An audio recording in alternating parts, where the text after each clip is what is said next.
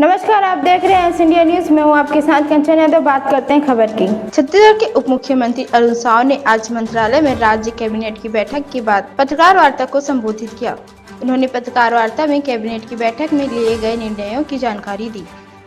Pan IIT द्वारा प्रशिक्षण देने के लिए जिला प्रशासन एवं विभागों द्वारा आवश्यक शासकीय भवनों का पहचान किया जाएगा एवं उसे ज्वाइंट वेंचर कंपनी को हस्तांतरित किया जाएगा। पैन आईआईटी के पूर्व छात्रों द्वारा बनाई गई सोसाइटी है, जो राज्य सरकारों के साथ गैर लाभकारी संयुक्त उपक्रम बनाकर राष्ट्र निर्माण मिशन, व्यावसायिक आजीविका, शिक्षा व्यवस्था एवं ग्रामीण उद्यमिता के माध्यम से वंचित समुदायों के आय में सुधार लाने का कार्य करती है। मंत्रिपरिषद द्वारा पुराने वाहनों से होने वाली सड़क दुर्घटनाओं की रोकथाम तथा वायु प्रदूषण को नियंत्रण करने के लिए छत्तीसगढ़ मोटरयान कराधान अधिनियम 1991 में संशोधन विधेयक के प्रारूप का अनुमोदन किया गया।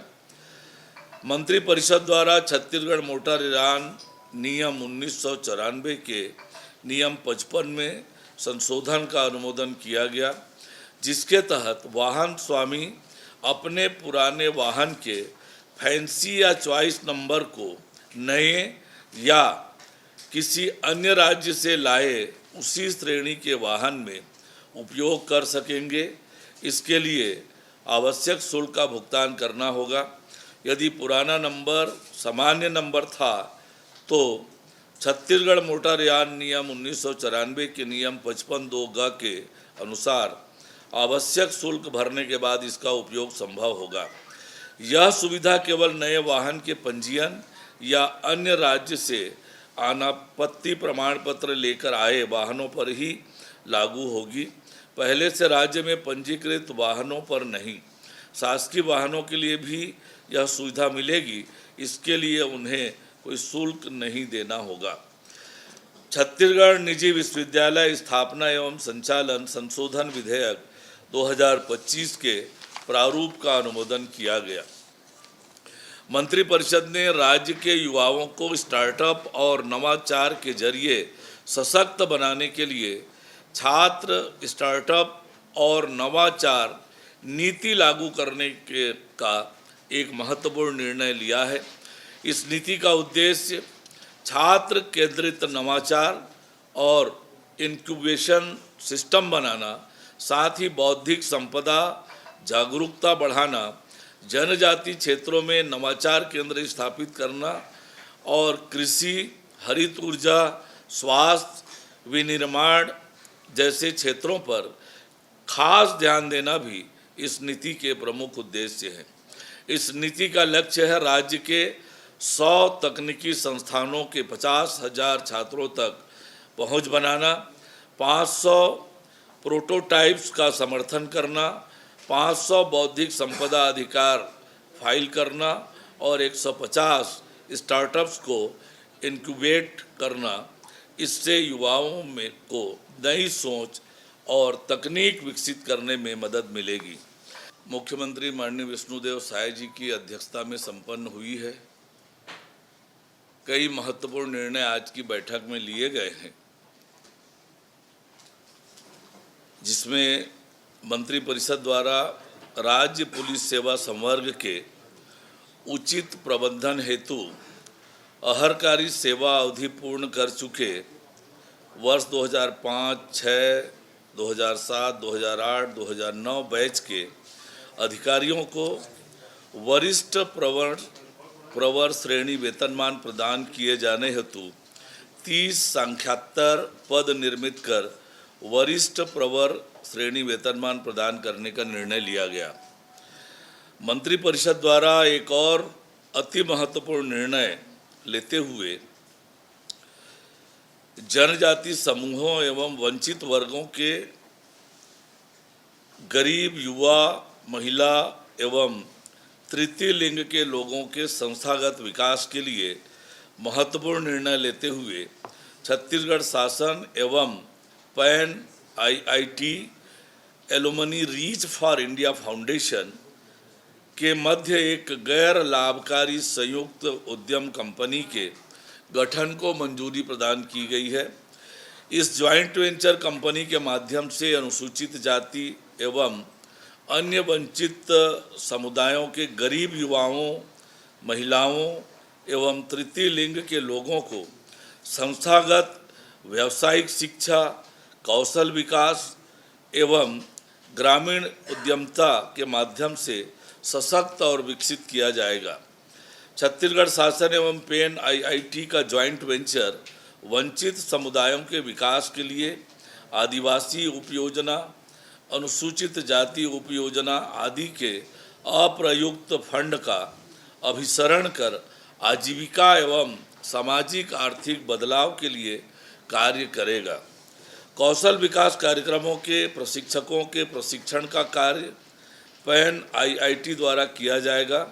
प्रशिक्षित युवाओं को अंतर्राष्ट्रीय बाजार में रोजगार के अवसर उपलब्ध कराने हेतु कौशल के साथ फॉरेन लैंग्वेज सिखाने का भी कार्य किया जाएगा।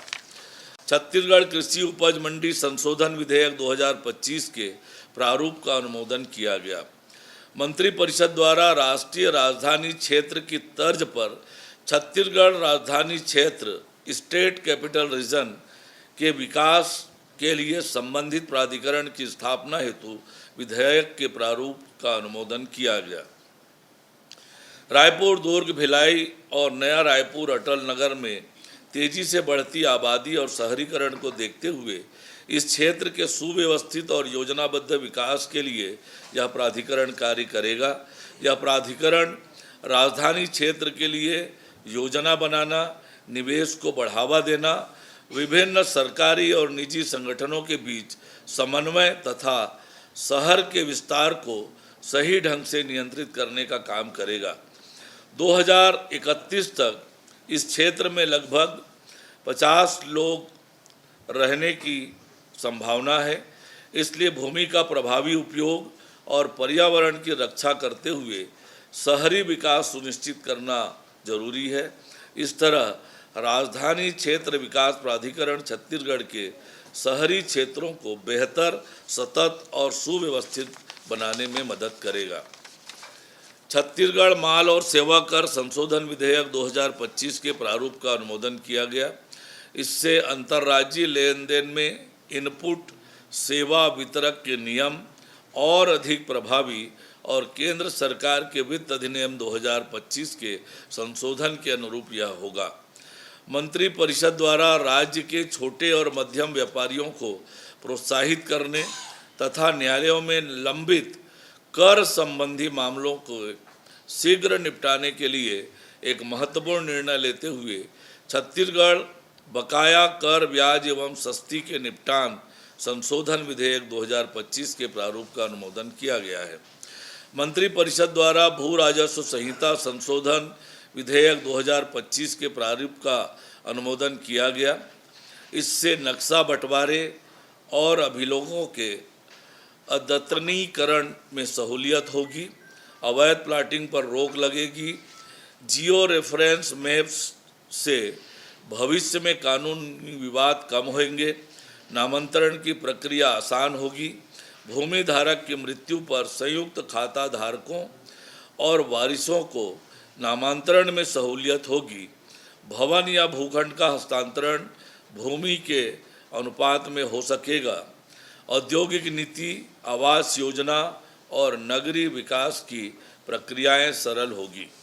मंत्रिपरिषद द्वारा छत्तीसगढ़ कुशाभाऊ ठाकरे पत्रकारिता एवं जनसंचार विश्वविद्यालय अधिनियम 2004 में संशोधन के विधेयक के प्रारूप का अनुमोदन किया गया। छत्तीसगढ़ कृषि उपज मंडी संशोधन विधेयक 2025 के प्रारूप का अनुमोदन किया गया। मंत्रिपरिषद द्वारा राष्ट्रीय राजधानी क्षेत्र की तर्ज पर छत्तीसगढ़ राजधानी क्षेत्र स्टेट कैपिटल रीजन के विकास के लिए संबंधित प्राधिकरण की स्थापना हेतु विधेयक के प्रारूप का अनुमोदन किया गया। रायपुर, दुर्ग, भिलाई और नया रायपुर अटल नगर में तेजी से बढ़ती आबादी और शहरीकरण को देखते हुए इस क्षेत्र के सुव्यवस्थित और योजनाबद्ध विकास के लिए यह प्राधिकरण कार्य करेगा। यह प्राधिकरण राजधानी क्षेत्र के लिए योजना बनाना, निवेश को बढ़ावा देना, विभिन्न सरकारी और निजी संगठनों के बीच समन्वय तथा शहर के विस्तार को सही ढंग से नियंत्रित करने का काम करेगा। 2031 तक इस क्षेत्र में लगभग 50 लोग रहने की संभावना है, इसलिए भूमि का प्रभावी उपयोग और पर्यावरण की रक्षा करते हुए शहरी विकास सुनिश्चित करना जरूरी है। इस तरह राजधानी क्षेत्र विकास प्राधिकरण छत्तीसगढ़ के शहरी क्षेत्रों को बेहतर, सतत और सुव्यवस्थित बनाने में मदद करेगा। छत्तीसगढ़ माल और सेवा कर संशोधन विधेयक 2025 के प्रारूप का अनुमोदन किया गया। इससे अंतर्राज्यीय लेन देन में इनपुट सेवा वितरक के नियम और अधिक प्रभावी और केंद्र सरकार के वित्त अधिनियम 2025 के संशोधन के अनुरूप यह होगा। मंत्री परिषद द्वारा राज्य के छोटे और मध्यम व्यापारियों को प्रोत्साहित करने तथा न्यायालयों में लंबित कर संबंधी मामलों को शीघ्र निपटाने के लिए एक महत्वपूर्ण निर्णय लेते हुए छत्तीसगढ़ बकाया कर ब्याज एवं सस्ती के निपटान संशोधन विधेयक 2025 के प्रारूप का अनुमोदन किया गया है। मंत्री परिषद द्वारा भू राजस्व संहिता संशोधन विधेयक 2025 के प्रारूप का अनुमोदन किया गया।